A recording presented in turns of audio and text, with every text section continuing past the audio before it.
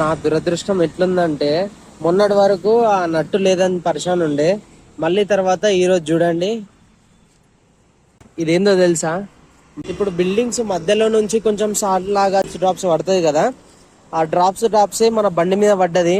నేను అన్ఫార్చునేట్లీ నిన్న cellar close చేసిండ్రు అని చెప్పేసి బయట పెట్టినప్పుడు పక్కన సేఫ్ ప్లేస్ లోనే పెట్టినా. బట్ మా నైట్ ఎవరు జరిపిరో ఏందో తెలియదు కానీ కరెక్ట్ తీసుకొచ్చి ఆ డ్రాప్స్ పడే ప్లేస్ లోనే పెట్టిర్రు. ఈడ ఆ డ్రాప్స్ మొత్తం పడి బండి మొత్తం ఖరాబ్ అయిపోయింది.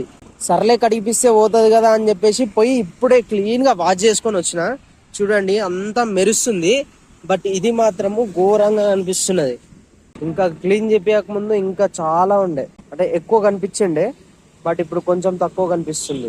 అక్కడ అన్నకు అడిగితే ఇది పోదన్న, ఇది ఇంకా ప్లాస్టిక్ మీద పడ్డది, ఇంకా స్టీల్ మీద పడితే మొత్తం షిల్మ్ వస్తుంది, పెయింట్ మొత్తం పోతుంది అని చెప్పేసి అన్నాడు. మన దురదృష్టం అట్లున్నది అన్నమాట.